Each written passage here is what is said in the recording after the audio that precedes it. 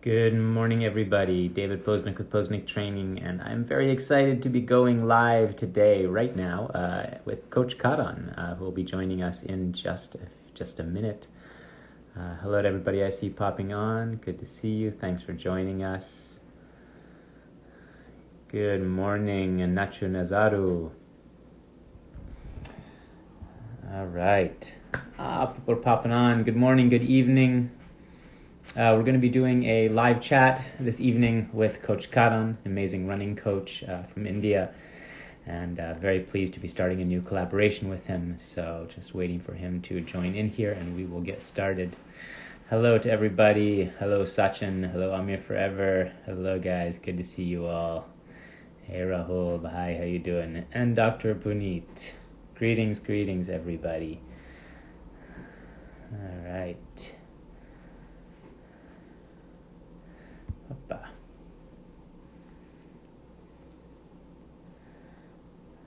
Da, da, da.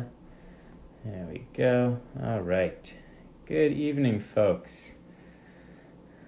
All right. In just a moment, we are going to be joined by Coach Karan. How do I get in, says Coach Karan. You can send a request to join, but let's see. Maybe I can, I believe I can get you on from right here. Go live with. All right. Not a problem, Karan. Hey, there he is. Hey David, how you doing? Sorry, I didn't know how to get in, man. That's okay. I'm learning how to use Instagram myself. Good, man. How are you? Oh, doing awesome, doing awesome. How's it going there? Very good, man. It's going really well. It's I can't complain too much. Things I okay on think your both end? both of us, our hair is all over the place. I know, right? This is the salon's being closed, right? You got like the unintentional Wolverine look going on. I should Well, send you. I came onto Instagram and then I was watching you, I was listening to you, and then I was like, okay, how do I get in now? Yeah. No, I hear you, man. And then I saw your thing here, and I was like, oh, maybe I can invite him on with this button here, and instead it was just my own pictures with my story I had launched earlier. But we're learning. Yeah. So Good. awesome, man. We're finally doing this. Yeah, I'm excited, It's, man. It's really a pleasure. it's early in the morning there, though. Yeah. It's 6:30 in the morning, which is very early for me. I'm a night owl guy myself most of the time. So, am I correct in guessing you're a morning guy? Yeah, absolutely, I know absolutely. it's like every runner is a morning guy. Is this like a part of the deal you have to sign when you get really into running? Is like you No, gotta. but I do know a bunch of runners who like kind of like to sleep in, and they find it difficult to kind of wake up early in the morning, and then they do their runs a little later. But yeah, mostly runners do like to get it done because it's kind of I think you would relate to it with your training as well, because you want to kind of get in early, get it done with, and then kind of move on with the Definitely. day. Definitely. Yeah, no, that's definitely the easiest time. I've actually been running a lot late at night lately because I'll be working on my videos until like 1 o'clock in the morning.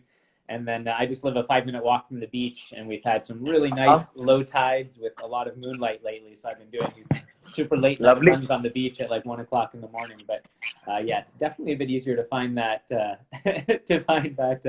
that inspiration when it's not bedtime. So I hear you. Absolutely. Yeah, but I think I'm really happy to do this live chat. And actually, obviously, you've done awesome stuff in your career and you've built yourself up brilliantly. But the Thanks. biggest part for me when I did see you and your page, and it was awesome because it's all passion. I think, and that is something that you can completely resonate with, and I could see it and I could feel it, and I just love that. And that's what kind of catches my eye, and especially with the time kind of you put into your videos and how you did it. And it's not just about Amir Khan. I mean, that is, I mean, of course, you Sure. that is Yeah. something which is huge because Amir Khan is such a big name in India, around the world, and he's awesome. Yeah. And you've done such amazing stuff with him. But I think more than that, I think it's the passion that you come in with, and how you putting everything together, and just the way you're talking.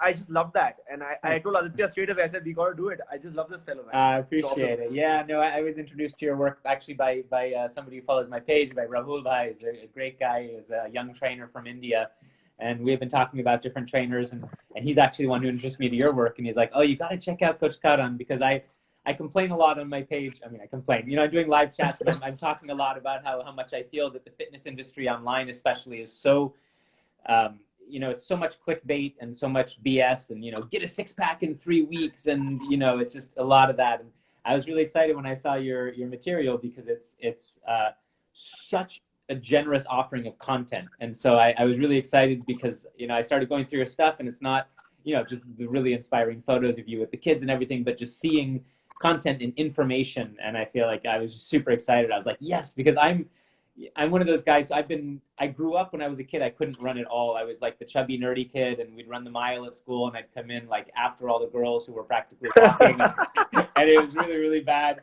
And then, when I got older, I started running. I got really into running when I moved here to Santa Cruz to the Redwoods, and I started running in the forest, which I had never done before. And I discovered that I loved running in the forest. And so I've run for fun for years and years and years. And I'm not a fast runner, but I can, I got off the couch and did a half Ironman triathlon in Austria a number of years back. Really? But I've been excited lately because I've been looking at your page and I'm like, it's the first time in my life that I felt inspired to actually learn technique about running as opposed to just kind of go running. And so I've been really excited. I saw your page and I was like, I want to actually learn more about how to run properly. And I appreciate that, man. Appreciate that. Oh, it's great. I mean, the work you're doing is amazing. How are things right now with COVID and the situation where you are for? So yeah, I mean, India is I think number 3 in the world in terms of the total overall numbers. Right. And we're pretty much increasing every day. But where we live, it's a city called Ooty. It's in Tamil Nadu. It's in the south of India. And so we've had cases now. There are a bunch of cases here, but not too many, in the few hundreds. And a lot of them have recovered. But, it's almost like there are a bunch of them who are asymptomatic as well. So you never know who's going around with the virus. But otherwise, it's going well. I mean, as much as we can with our training, we are pretty much in lockdown ourselves. Right. We guys are very focused in our group and we're doing everything from our home. I'm very lucky. We are very lucky to have an amazing area to train right outside the house. So it's like a dirt road for about 400 meters. Okay. So you go an out and back, you get an 800. And it's pretty even, not so even as I would have liked, but it's pretty even. Right. And then you got hills all around Ooty. So you walk out, you get hills. So training is not that impacted. But what I would say is that, I'm totally geared up for events, man, this year. Hopefully we can get in some so the kids can participate. I really want that to happen because that's what I'm all built about, that's me. I want to kind of participate in events. So hoping that happens. How is it going with you guys? What's happening there with the coronavirus? I mean, what are you guys looking at? Well, unfortunately, it's here in California, and everything had gotten a lot better. Things had started to open up. For about a month, things were opening, and then just in the last week, they reclosed all the gyms. They reclosed all the restaurants again because it spiked, unfortunately. So it's been a little bit tricky. I mean, I've been very lucky because I live here in Santa Cruz, which, we have like a 5-minute walk that way. I have the beach, and then a 5-minute drive in the other direction. We have the redwood forests. So we're really, really fortunate here because there's a lot of nature. And so, we're able to go, even when it was full lockdown, we could walk down to the beach with our daughter and go play in the sand and, kind of have our own little spot away from everybody. That's amazing. We can get to the forest. Amazing. So it's good. It's been tricky to not have access to, anything, no gyms, nothing. But for me, it's mostly okay. I do most of my training is outdoors and, home stuff and kind of acrobatic stuff anyway. But yeah, it's weird times. It's very weird, weird. We wish it could be different, but yeah. I guess it's going to take some time, but a better sense will prevail for us humans. I think we've pretty much brought this upon ourselves in so many ways. I think this is very true. Yeah. And it's, it's like I think the thing that for me is the most, almost like kind of saddening to see that there's, this, because of this necessity to not be breathing on each other, even with the mask, people have gotten in the habit of looking away from each other, whenever you pass to kind of respectfully. Yeah. And I think the thing that I'm most concerned about, but where I go like, oh man, is seeing that people make less eye contact now than they did before, and it's like, it's almost as a way to be polite to people, you completely ignore them, And that's something that I really I noticed. think maybe that's something you see a little more in the US, a little Yeah. more, but in India it's not that much. Okay, good. Yeah, it's not that much. I don't know how much time you've spent in India though. I I'm was not aware of that. 2 years. You spent some time in India? Yeah. I was there for the almost exactly 2 years when I was training Amir. I'd been there just a few weeks before that for a circus project, which is how I first came to Mumbai. Wow. And that's how I met Amir actually, and then came out for almost 2 years when I was training him for Doom 3 and PK. And then I haven't been back since, and we had actually planned on coming back this fall. Did you know that he was such a big star before you met him? Only very recently before I met him. Not like I hadn't heard of him before. I actually had one of my best friends who had moved to India and was doing work there, and had actually worked on done some business stuff for one of his films. And so I was in India, and actually I met him through his manager at the time, Binky Mendez, who's now a writer, producer, director of Bollywood. She's an amazing woman, and she had been a very good friend with my friend. And so we did this big circus show in Mumbai, and she came out to see it. And, and so Jonathan, my friend, was like, oh, you're going to meet Amir Khan's, manager. You can't imagine this guy is famous, like, Elvis. Like, because in America, the thing is, when you try to describe Amir Khan's level of fame to an American, we don't have a comparison to make. Like, the most famous actor in Hollywood is nothing compared to Amir. And so I always tell people it's like Elvis or the Beatles are still around. Like, you have to imagine something that we just don't even have in our society here, like that level of just kind of stardom. But I'd heard all of this, and then I met him, and he was actually just the most chill, down to earth guy ever. Like, Amir is so just relaxed and not, like nothing. It's not a big deal at all. Like, he's very, very personable. He's very down to earth. He's very chill. So maybe that's something that, I mean, as much as because I always feel that when you're on social media and when you see somebody's page, and I can't say this about everybody, but the absolute real people or individuals who are putting their work out there, it's their personality that comes out. Whether you're grounded, how you think, where you're at in your life, what you're doing. And when I saw your page, I could see that. And I think, obviously, we just gotten to know each other. We'll get to know each other maybe a little more soon. But I could relate to it. And maybe, as much as, because I don't watch much movies, but I do know that Amir Khan, as an actor and as a professional, has a different space in India in terms of being a superstar. Although he's a superstar, but he does shows, like Satyamev Jayate, which are very grounded, which are very community driven. Yeah, exactly. He's very driven by the ethos of the country and helping it out and all of that stuff. So that gives you a different mindset, rather than being just a star. No, I was very lucky. I didn't necessarily know what I was getting myself into when I moved over there. And the more time I spent there, and the more time I spent with Amir, and I met a lot of Bollywood stars when I was there. Obviously, traveling with Amir for 2 years, and a lot of wonderful people. But the more I learned about Bollywood, the more I was like, oh my God, I'm so lucky that I landed with Amir. It was really just fortunate, because he was, he became a friend like instantly. I mean, he's just a good guy. He's really honest. He's really smart. So yeah, I was very fortunate. I enjoyed it a lot, and because he was doing Satyamev Jayate when I was with him. The first 6 months or so that I was with him, he was working on the show constantly.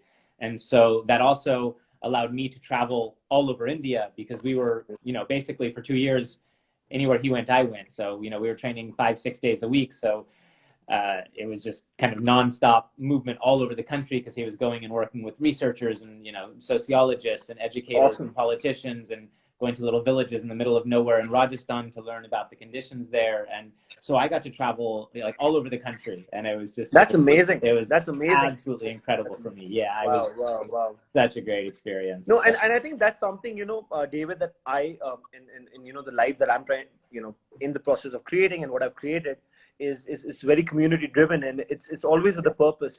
And in our country, in India, and you've obviously you're a foreigner who's been to India, but I think you've seen the country as close, or maybe much more than many Indians would also see their own country in that way, in that respect. Yeah, I was lucky to travel a lot. Absolutely. I mean, you've traveled with that guy for two years, and you've seen what you've seen. And I think it's our responsibility as Indians, and if you're a citizen of the country, and where I see our country, we got so much potential, so many people, the numbers, the quantity, the quality, and so much of opportunity. It's like it's incredible in sport and in so many ways. but you got to get down and dirty, man. You got to kind of get to the bottom. You got to work, and you got to work your butt off, and you got to sacrifice. And that takes not just one individual. It takes so many people to kind of bridge that culture, you know. Yeah, it really does. And there's also in India, it's so special, I feel, because there's also a kind of a vibration that I've never seen somewhere else. You know, like there's this kind of energy in India. And it's funny because I feel like it manifests in so many different ways. Like, you know, if you look at just the colors, like as an American moving to India and just seeing the sheer, like everywhere you turn, just these colors just screaming at you, these beautiful, bright, the saffrons and the purples and all of these, whether it's, you know, the fabrics, the people, the buildings, everything. And that I feel like is also in the culture and the music and the society. And and I agree. It's about taking that passion and doing something with it. And there's, you know, like, but I find that this really exciting in India is that when you see something building, the momentum can roll really quickly. You know, when I was playing capoeira in Mumbai and seeing just how much passion there was and how the people came together, how hard they trained, how much they trained, and how much people create community together in India in a way that doesn't always happen here. Like I think Americans can be a little more separated, you know, in that way that I'm in India and every 5 minutes somebody's inviting them into their home for dinner and introducing me to their family, you know. Wow. And you actually, so if I understand correctly, your runners live with you, right? The young folks that you coach are actually living with you and your family? Yes. So this program that we run, it's called the Indian Track Foundation. And so it was pretty much brought out of, not, I wouldn't say nowhere, but it was something that was just like a new baby that we had.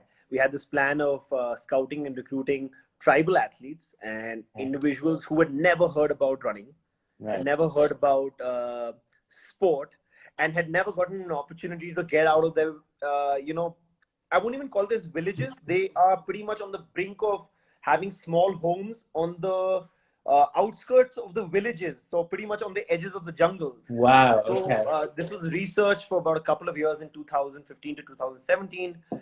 Found out these tribal areas are in Gujarat, in Jharkhand, different parts of India. And they've been settled in there, but they don't get out from there. And they have a knack for running. They can run, and they are, but they don't have this opportunity. They don't get out from there. Sure. So I personally wanted to. I was based out of Delhi, and I had a track club which is still going on. It's going on great. I was doing well. Everything is all great, but I had this kind of inner calling within me that, you know, that I need to kind of get out of my comfort zone. I need to get out of the city. I need to get the kind of raw material that will take our country to the Olympics, because no matter what you have, and I could say that with other parts in, you know, other industries, and maybe something that you would talk about with what you do, but especially with athletics and track, you're looking at individuals who need a certain amount of raw power, raw talent, so that you can work with them and take them to the Olympics, because that's such a high level, you know. And I've seen that when I was in the States, and I was like, you know, and I was exactly where you are on the West Coast, you know, and I was on the West Coast training with some of the best coaches, athletes, lived with them. And I was a decent runner. I mean, a national level runner who was running at a decent time. But when I matched up against the Americans or the Kenyans or Ethiopians, and you look at the NCAAs and you put your timings, compare them to the high school athletes who run there, I was like, okay, man, I cannot compete with the high school athletes here. Really? And that's embarrassing. That's embarrassing because the high school athletes are far ahead, and I'm in my early 20s. Right. And these guys are 17, 18, and they're running faster 800s than me. So what am I looking at? You know, what am I doing? Maybe I need to look into myself and give these guys some opportunity. So, I mean, all of this came together, and then I had this understanding of the sport, and I saw it at the highest level. And I said that, you know, you need a lot more, and you need it at the right age, because even if you have the raw material and you're working at the wrong age, that level of performance is not going to come. You can become a national level athlete. You can run at the Asian Games, the Commonwealth Games, but beyond that, to perform, you need a lot more, because you know, you're not going to cheat, right? You want to be ethical and do the right things. So that's what it was. So we got these kids, we scouted them, we had a team to scout them, we raised funds for the foundation, Wow. And my wife, me and my daughter, we moved to this hilly town called Ooty. It's at the perfect altitude for middle and long distance runners. Okay. So it's at about 2250 meters, 2300 meters above sea level. Oh, So you live at high altitude, you train at the right altitude, you right. can do your sessions here. It's away from the big cities, so you're away from the distractions. So, and then the idea was, I was inspired by multiple coaches, but there's this one coach who was really inspired by David, this guy in Kenya called Brother Colin. So he's a guy, he was an Irish missionary, okay? And No way. this Irish missionary, he went down to Kenya, and he was a geography teacher, and he saw these Kenyans running, the Maasai tribe and the tribals. And he said, okay, I can make them into runners. And he got them, to the school, and he gave them food, and there was inadequacy in food. He gave them food, and he gave them education, and he made them into the top runners in the world in 20, 30 years. And I said, oh, wow, man, how did this guy do it? Because he put all these kids inside the school and lived with them. And he was more than a coach, And I so related to it because I had a lot of failures in that sense in Delhi, where, I'd coached a bunch of kids, and I'd recruited kids from all around India, got them to Delhi, spent a heck of a lot of money on them, recruited them, coached them, spent time on them. They did really well at the state and national level too. But it all fell off because of the distractions and all other social factors. Then I said, and I told my wife, and I said that, you know what, if we got to do this, we got to go all the way. And these kids have to be under my nose. It has to be totally disciplined. It has to be simple. It has to be our lifestyle, an athletics lifestyle. Amazing. That's what we plan, and that's what we do now. We all live together, all the tribal kids, my wife, my daughter, me. We train here, morning, evening, and we just live like athletes, and we study. The kids study 5 days a week. They're schooled, homeschooled. They have an arrangement with schools out here. And the parents are great, and they're with us, and that's what the program is. That's such an incredible program. I just can't believe it. So I'm curious, so you're saying these kids have never been exposed really to running technique. How do you analyze? So you basically go out and you say, hey, we're looking for runners, run from here to there, and you're just watching for form, and you're looking for raw power, raw technique, kind of natural. Like, how do you assess running technique in people who have never been trained in any way? Like, okay, so this goes in with a bunch of stuff that so I had a Kenyan teammate, okay, in the US, in Eugene. Now this guy, talking to him, and he came from a family of runners, and his father was a runner, mother was a runner, 3 siblings were a runner, and he was the youngest who was a runner. But amongst his whole family, I mean, he did well, but there were athletes, there were runners in the family who were more talented. The Kenyan family, but he moved to the US. He's got US citizenship, and he's doing great. He's a professional runner. And he told me, and I asked him, I said, listen, man, what's the Kenyan secret? And especially in the 2010-12 era, I said, what is this Kenyan secret, man? I'm busting my ass. I'm pushing it. I'm running hard. I'm doing the 800s. And these guys at the age of 17, without much training, how are they doing it? I mean, are they on drugs? Or what are these guys doing? I mean, how does it work? Is it the altitude? So he said, man, these guys just work hard, and it's just a culture. And then I related it to the cricket in India. Okay. You look at cricket in India, and you look at the culture in India, you have great batsmen, great bowlers, fantastic individuals who are doing so well. But even when they retire, you'll have more people coming in because the culture of cricket is so fantastic in India. Yeah. So, it clicked into my head that if you want one runner to win an Olympic medal, it could be a one-off. But if you want a factory of runners, and if you want a culture, it has to start from athletes who can actually do this. So the research work happened in such a way that we went around, we traveled for about a year and a half, me and the head scout. We went around different pockets, which we had chosen, about 8 different places, locations, which we had known. And my head scout is fantastic. He's a guy who's been, one of the head coaches of Indian athletics, but at the same time, he has an eye. So he's the kind of guy who can look at somebody run for 15 seconds or 10 seconds in a whole bunch of 30 runners. And maybe that individual or that boy or girl might have never run before, bare feet, and is coming in 6th in that whole row. Not first, but he has that eye, that natural eye that, Karan, that's that kid. Don't look at anybody else. So that's what this individual is, and that's a rare talent to have. That's a real rare talent, that eye. Yeah. And you have these scouts in football, American football, and so many things. But in running, maybe you don't have as many. And this idea came to my head. We developed it. We put it in. We raised the funds. We went scouting, and we got these guys. So the 10 athletes who are actually chosen here, who live with us, are not just 10 athletes. So we have athletes who are their age group who are training back in Jharkhand right now. So there Okay. are small schools in there who Nice. athletes are coming in and training in villages there as well, who Uh, are kind of waiting to come here.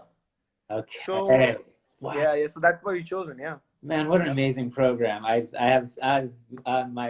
heart is warm. I have so much respect for what you're doing. I think this is just absolutely incredible, and I like what you're saying about building a culture, because I think that is really so much of what it's about is having the community and having a lot of people who are excited and who are behind it and are connecting for that.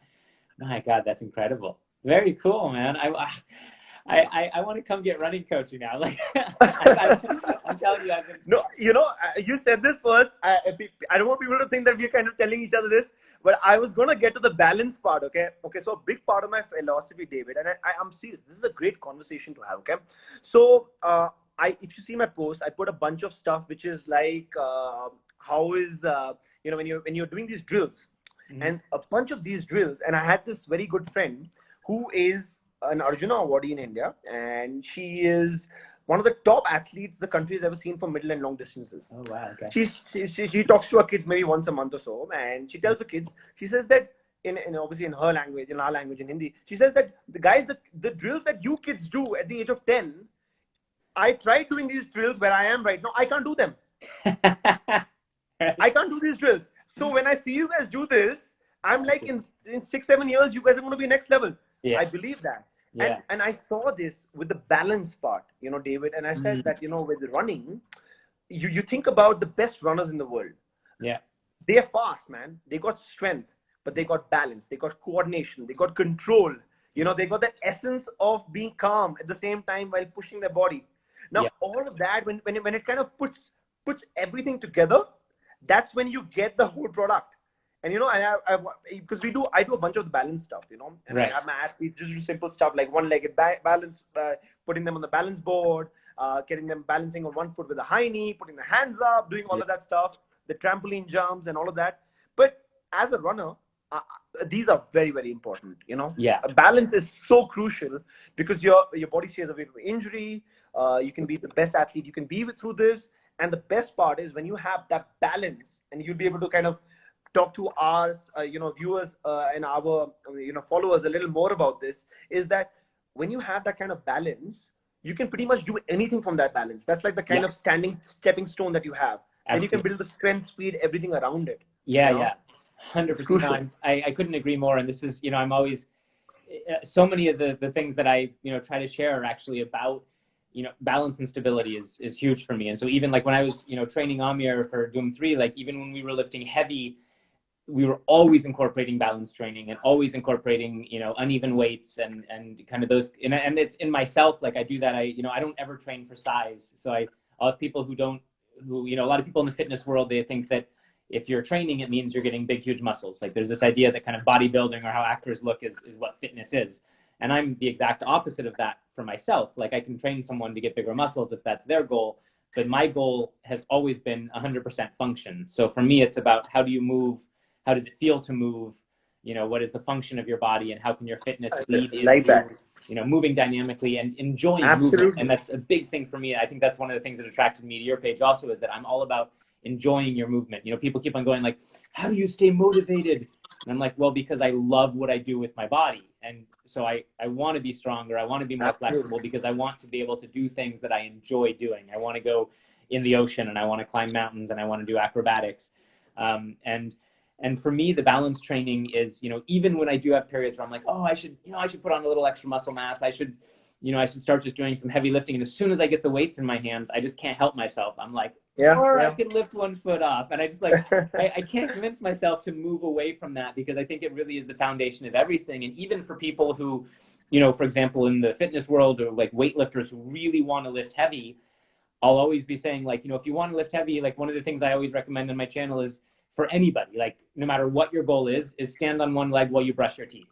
I'll be like, you want to change your life, quit trying to make the perfect 5-day workout, stand on one leg while you brush your teeth every day. Like do a little bit on one leg standing with your knee straight, and then a little bit with your knee bent, because when you're building that balance and that neuromuscular connection, so that all of those little stabilizing muscles in your ankles and your pelvis are working subconsciously without you having to think about them.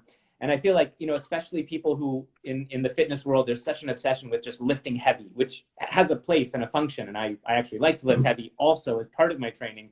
But I feel like people are absolutely, they're missing the part of that in order to lift heavy, in order to, do like squats with hundreds of pounds on your back, you actually need every single one of those little stabilizing muscles in your entire body, from your ankles all the way up to your neck and head, to be strong and functioning like on overtime, because you don't want to be mentally worrying about your knee wobbling. And I think it's the same when you're running. Like, Absolutely. you don't want to have to be. That's got to be built in. And those, the two tendons on either side of your ankle, they need to be firing together so that your foot rolls, forward. And it's for running, it's that motion, and for squats, it's the exact opposite. But I'm a huge fan of putting a lot of time into that balance training, into a lot of one leg training, a lot of uneven weights, so that you're just, like I love doing uneven weights when I'm lifting, because if you can do uneven weights with your body still, you're automating kind of your, making subconscious that process of your body adapting to real life things. I mean, which is great because David, like what I can relate to this is, especially with your work, and to all my followers who are watching this and who don't know David is a guy who's doing so many things, and I like the way you have, because it's not easy to kind of do a mix of lifting heavy at the same time having that balance. There's acrobatics, there's your business side of things, there is your passion that you're putting into all these awesome videos that you're putting. But to package it all together and then to have that content and then to help people, it's fantastic, man. Thanks, it's brilliant. I like it. I really like it. And I appreciate that, because that's actually been one of the things that I've had a lot of people close to me over the years, is that they'll kind of push me on that. They'll be like, I often, when I was a younger man, I'd often people be like, hey, be careful. You don't want to become a jack of all trades. You need to specialize in something.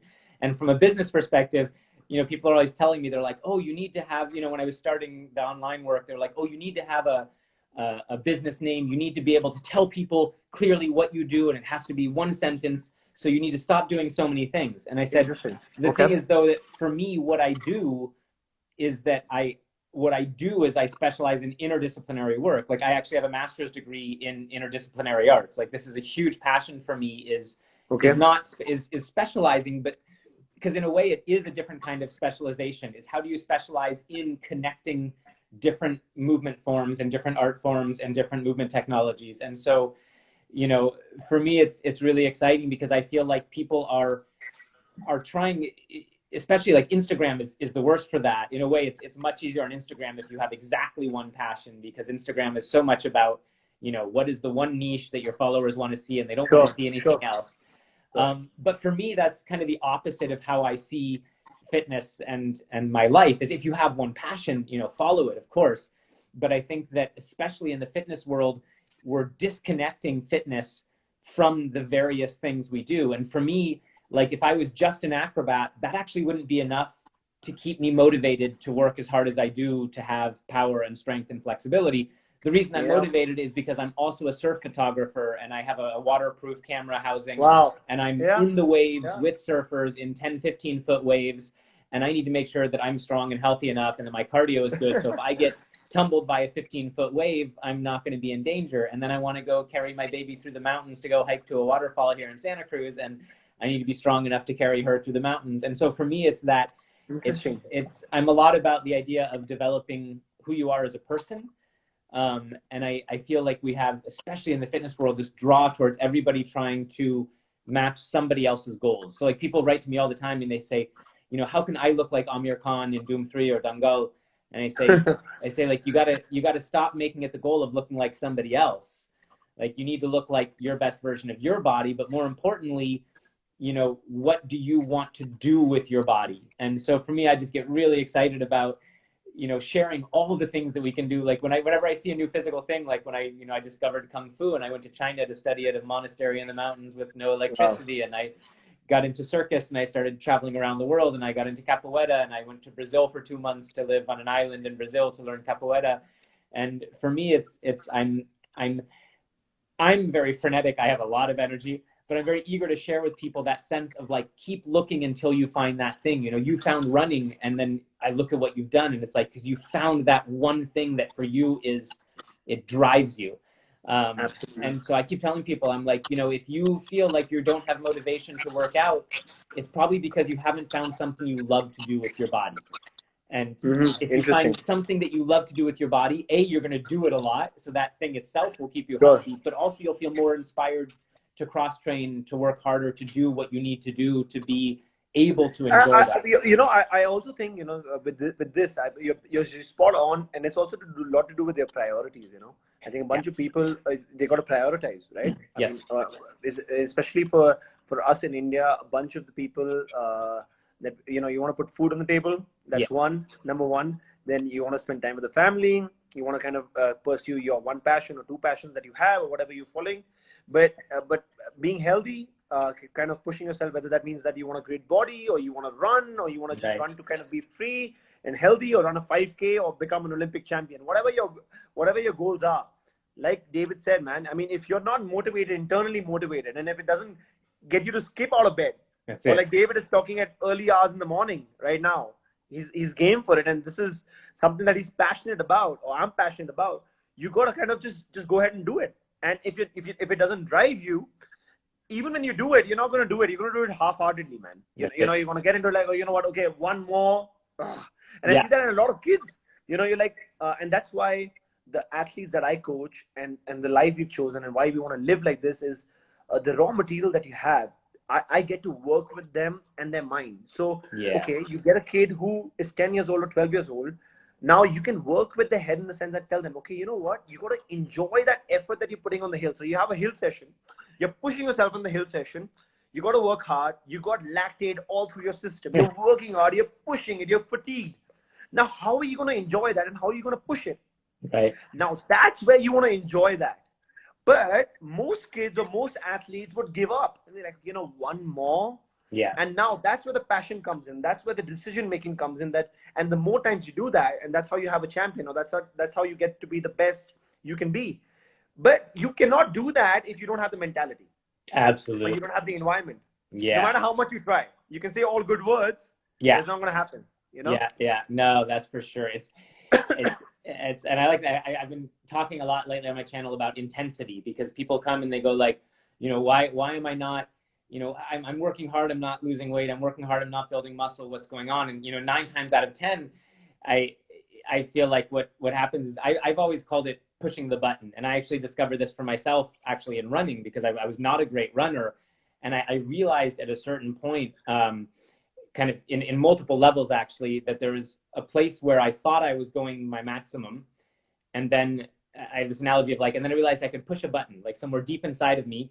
And suddenly I was running further and faster and longer. And when I did a half Ironman triathlon in Austria, kind of off the couch, it was totally irresponsible, but I made it. And there I really found kind of the next level of that. That was a life-changing experience for me, because I was, it was like a frozen lake. I was the only guy out of 400 athletes without a wetsuit, because I hadn't understood how cold the water was going to be. And like I literally there were 400. You learned the hard way. 419 people with wetsuits, and I'm like the American guy who shows up in the Austrian Alps in this, near frozen lake, and then I'm the only guy in a mountain bike, and by the time I got to the run, I was already just, I was frozen, I was kind of broken. So you were just in a pair of tights, shorts? What were you?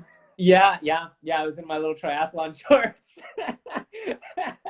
And it was like, I get to the lake, and I lived in Salzburg, and this was up in the Alps, and so it was like 2 hours from my house or an hour from my house. So I get on the train in the morning, and I'm going to this triathlon like at sunrise. What did your wife say? Did she believe it? This was 10 years ago. Oh, this is way back. I got a lot of crap for it from my friends though. It was I show up and like we're all at this lake and everybody's getting ready, but half the people are in wetsuits. And I'm like, that's a lot of people wearing wetsuits. I'm like, but half the people aren't wearing wetsuits. And then 15 minutes before the race, a lot of people have wetsuits on. And then like 5 minutes before the race. The interesting question here would be, I would want to, because a bunch of the followers are listening, it'd be really awesome to hear, is that when you went into the water, and this is the Swiss Alps, right? What's the temperature? What's the temperature there? It was 15 degrees Celsius. So it's cold, right? It's cold. The water's cold. The water's cold. You're feeling. Yeah. And for those who don't understand triathlon, you need a wetsuit, man, to get into that water. Only then you need, because it's bloody cold and you feel it. And I've done quite a bit of swimming in my life to understand that. Yeah. I hate that cold water. Now, because it's not favorable and you realize it. Now, what was your mindset like, David? I want to know. Were you wanting to kind of go at it? Were you like, okay, you know what the hell? I messed up.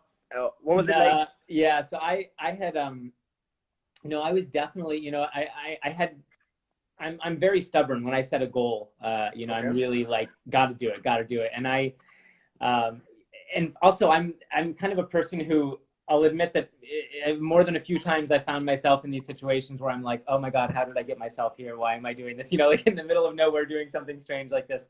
And I actually find an excitement in that challenge, and awesome. There was a part of me as I saw people, like, I looked around and I'm like, oh my God, everybody has a wetsuit except for me.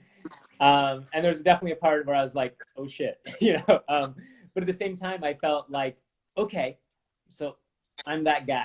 I'm the guy who's going to do this without a wetsuit. And it's like, and that also gave me kind of a drive, that sense of like, all right, like people, because people were walking up to me and they're like, yo, where is your wetsuit? He's like Austrian athletes. And I was like, I didn't realize I was supposed to have one.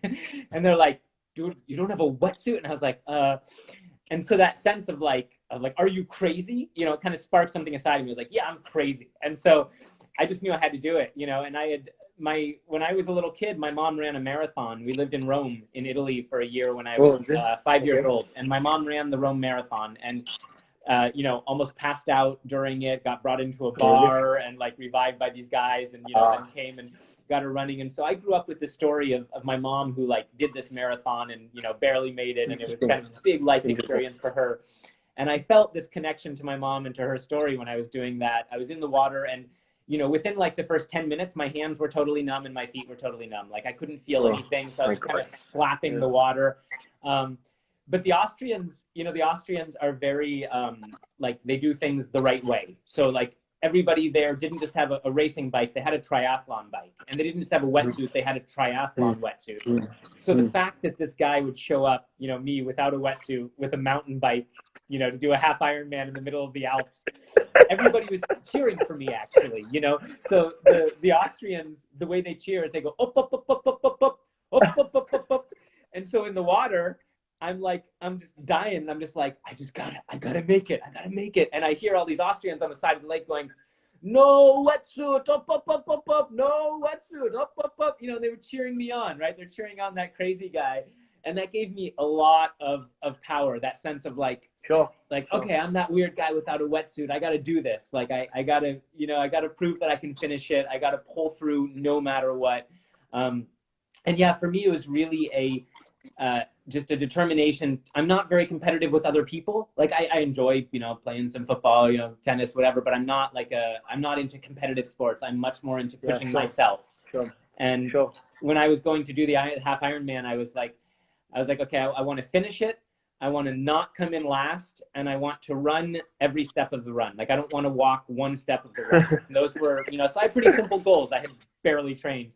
And for the run, I ran every step of the run, but it was more of a mental decision because when I was, 7-8 miles in, I couldn't bend my knees anymore. Like literally, like my legs were locked. Like I didn't bend my knees for the last, I think 5 miles of the run, but it was just a mental state of running. Like I never took the energy away. Like I was running as fast as somebody would normally walk because my knees were locked and I couldn't bend my legs anymore. But it was that choice to stay in that mindset of I'm running and this is going to be the amount of effort it takes to keep going and to keep that promise to myself. And that's, for me, it's all about keeping the promise to yourself. It's not about whether you beat somebody, what's there. It's like, what did you decide you wanted to do and did you do it? And I'm a big fan of setting very small goals in our daily life so that you get consistent of keeping your promises to yourself, and almost ridiculously small sometimes. And I'll tell people, I'll be like, sure, make a promise to yourself that you do one set of 10 push-ups each day. And don't make a bigger promise than that until you do that every day. And then you add a second set, and then you add a third set. But I feel like most people, they don't have I don't want to say discipline, but even the habit or the knowledge of how do I learn to trust myself. And I feel like when you learn to trust yourself and you learn to be able to look yourself in the mirror and say, I said I'm going to work out today. I said I'm going to run this far. I'm going to do this. And I do it not because I don't want to be ashamed, but because I want to trust myself. I want to have that relationship that the person I look at in the mirror is someone that takes care of me and who does what he says he'll do. That for me is just the drive. Like from there, anything. Man, that's awesome. That's awesome. I love that. I love that. And, you know, and the good thing about this is that, you know, you've tried a hand at the triathlon, got close to running. You've been an expert in so many other fields with balance and acrobatics, and you know the kind of stuff you've done in India and the US and what you're doing right now. I think it's awesome. And I think the good common part about this, about you and me, David, I can see is that there's a sense of purpose with what you're doing. You know, I can see that, you know, you want to make a difference to people, and every client that you have or individuals that you have, the kind of knowledge you're sharing with people. I think it's awesome. And I did see some of your posts that you were kind of with the parallel bars and the kind of stuff you're doing. You're doing it yourself. Not only are you coaching, but you're showing how it's supposed to be done. And I think that in itself is awesome, man. It just takes it to another level, because when you're doing it and the other person who is kind of wanting to either follow you or he's being coached by you or trained by you can just see that, you know what, the master, the coach is kind of just doing it and can do it. I must follow. And that's what I kind of like to do with my athletes too. Yeah. But it's kind of changing now because these guys are getting really, really quick. And I'm getting slow because, man, till last year I could do sessions with them. And this week I put a post out that one of the kids, I just can't run with them. But you know, at least for the drills and the balance and all of that stuff. That's amazing.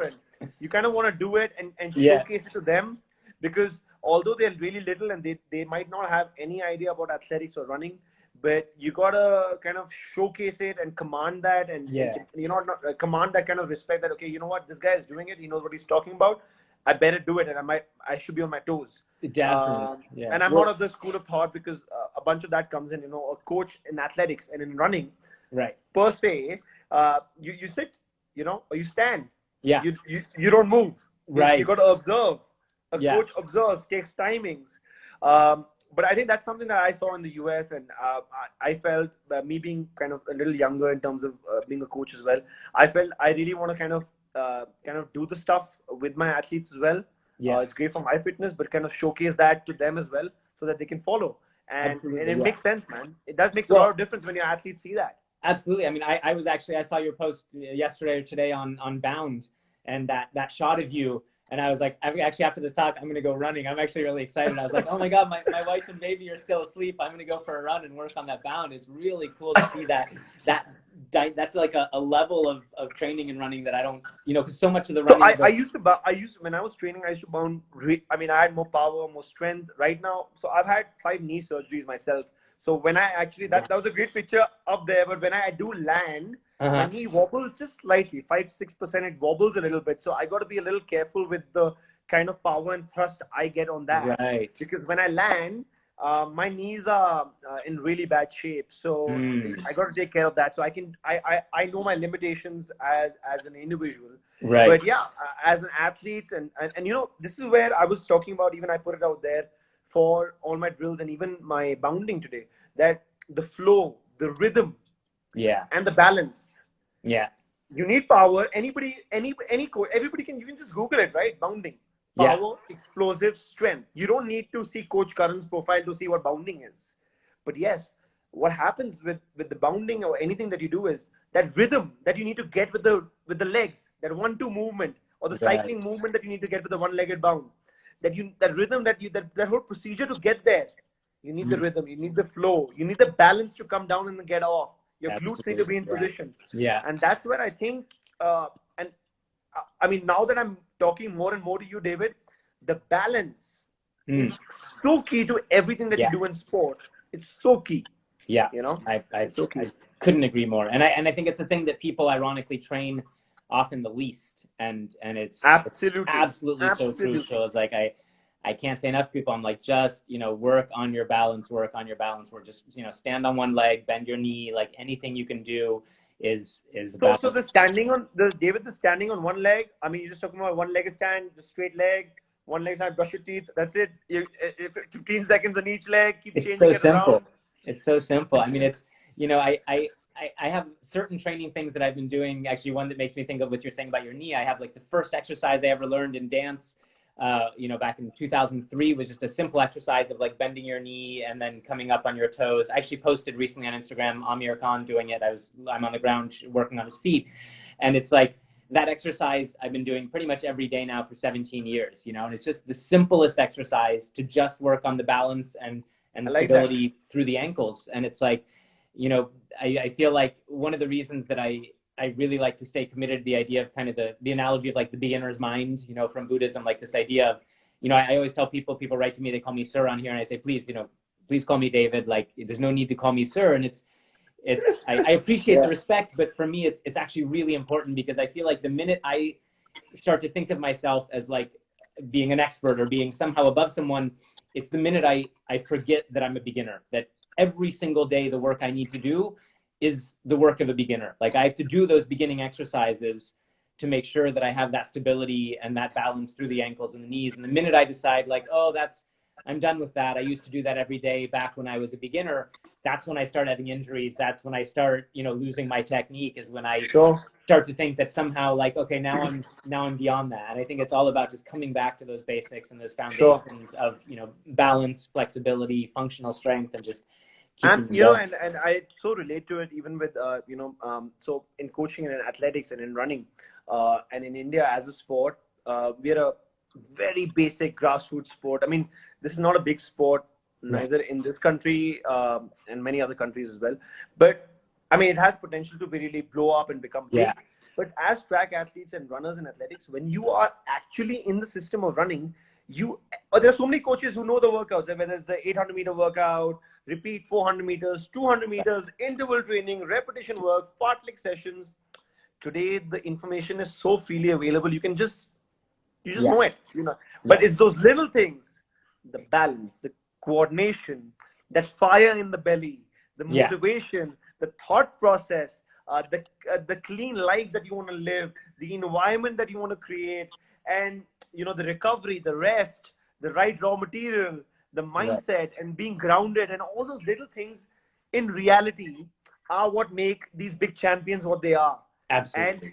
And although they sound so simple, but they're the toughest things to get, because life is not like that. It gets you to so many other things, Yeah. Well, and also the joy. I mean, the thing I like, seeing your page and also talking to you now is that like your joy is contagious. Like, I feel excited. I mean, I tell you, like I've done running, but I've never been like a runner. And I started following your page and I was like, I actually want to go running now, like, which is crazy. Like, normally for me, I run a bit for my health. I run to stay in shape. I'll go down to the beach late at night and run on the beach in the moonlight at 1 o'clock in the morning, because I just enjoy that experience so much. But I've been following your page, and now I've been like, oh man, I want to improve my running technique. And it's that combination. I think that's what I'm so excited about your stuff, is like that you have the combination of the technique and the drive is one thing, of course, and you clearly have the drive, but the joy of movement, that smile that I see in your face while you're talking about it, like you get excited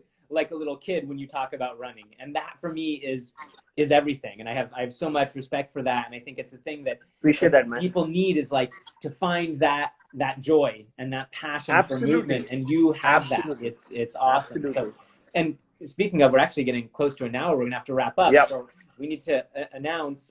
So folks at home watching, we are going to be doing a Q&A session with Coach Karan about running coming up in the next couple of weeks. And we're making a video about that to post on YouTube and on Instagram. So I'll be announcing this later on my channel, but anybody who's watching now, if you have questions about running technique, about running, about athletics for Coach Karan, make sure to send them to you can send them to me, and we'll be doing an interview and checking in with Coach Karan to learn a lot more. And this is something that I'm really excited about, because people come to me a lot with running questions, and I can I can help as somebody who's done a bit of running, but I'm not a running coach by any means. And so I'm really excited, and I'm really appreciative of your time.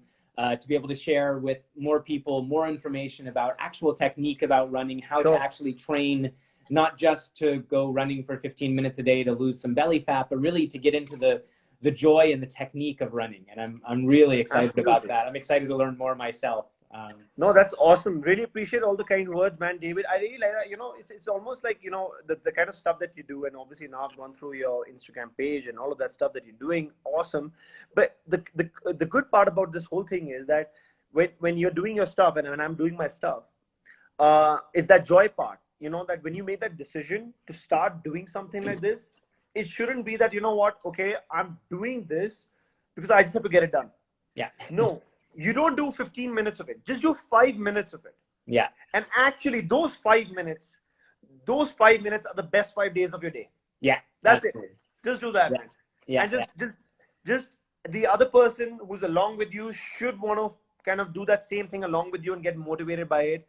And you know what? Once you do that and you make a difference to the person besides you, you yourself will have that kind of within you that, okay, you know what? Now I put myself there. Now I can't get down.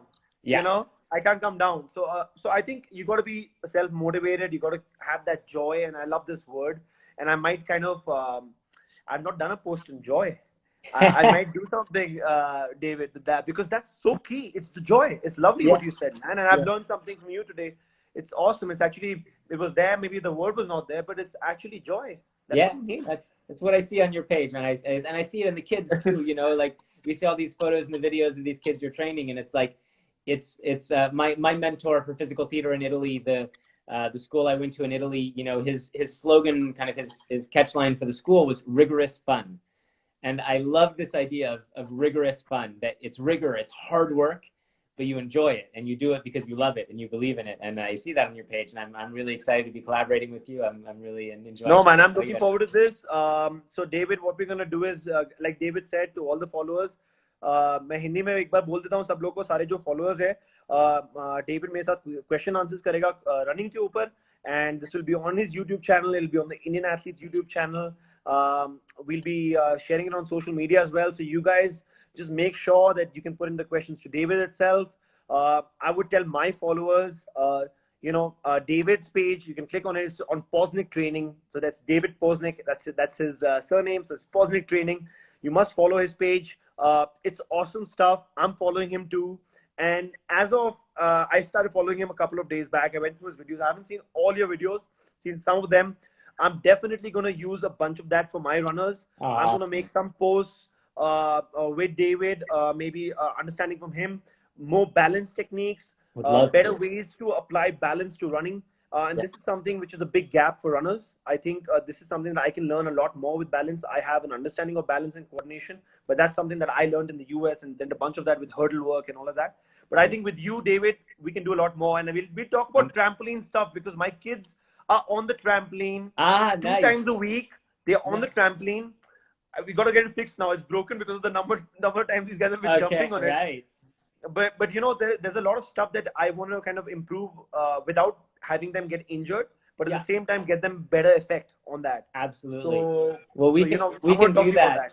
I actually have an old circus partner, a friend of mine who lives in Las Vegas, who I'm going to be visiting soon, who has a full professional trampoline setup in his thing. Wow. So when I'm down there, maybe we could do a live session with your athletes, with your young kids, and we could actually do a would love session. And this is David, another thing that I remember initially, I might have had a few thousand followers, maybe 1,000, 2,000. I started last year on Instagram, maybe 1,000 followers. These I was putting the trampoline stuff, so they genuinely asked me, what is the use of this? They've not even heard of what a trampoline is. Why should a runner do this? What's the point? And I talked about balance, the control, the coordination that you get, because you're moving all over, the balance. But I think we can learn a lot more from you, man, David. I can learn a lot more. So I would love to do that. And I'm excited to learn. Similarly, I'm excited to learn from you. I'm really, really glad to have the chance to bring more actual running technique into the work, because it's something that like I said, I love to run, but I'm not a runner. Sure. I'm really excited to actually get. I feel like a lot of the reason that people get fed up and frustrated is because they don't know how to do it better, how to enjoy it more, how to feel better in their bodies. So absolutely. I'm really excited to be collaborating with you, man. Exciting, man. So I think we're almost done with an hour. Thanks, guys, for coming in, and hopefully you guys enjoyed the chat with David. I had a good time. I think this is one of my favorite Instagram lives, man. Make sure to follow Coach Karan. It's coach.karan, so make sure to check out his stuff. He has amazing content. And on YouTube, it's Indian Athletics. So on YouTube, it's Aditya's channel. Aditya runs it. It's called Indian.Athletes. He'll surely be listening to this right now. Great fellow. So I think that's that, man. Thanks, guys, for coming in Thanks, and listening to us. Hopefully, we guys have made a slight difference today. It was almost like a chat where David and I were also getting to know each other. I think we'll take this forward. This will be a lot of fun, guys. And I am, see you, David. Before we jump off, I am going to go for a run right now. Anybody watching this, here's the thing. It's all about what you do. So when you finish, David, it's night. I'm going to brush my teeth and going to be balancing on one leg. There we go. So let's do it. People watching this at home, when this talk finishes in a few seconds, put your phone down and go for a run or do some push-ups or stand on one leg right now. Don't wait till tomorrow and don't watch another video. Don't even look up our pages now. Go do something with your body right now. Everybody watching this, put away your phone and go have some fun moving. Awesome. All right, man. Awesome, what a pleasure, David. Karan. Thanks All right. Have a good day, man. See ya. See you real soon. Bye. Bye-bye. Bye. See you, buddy. Bye.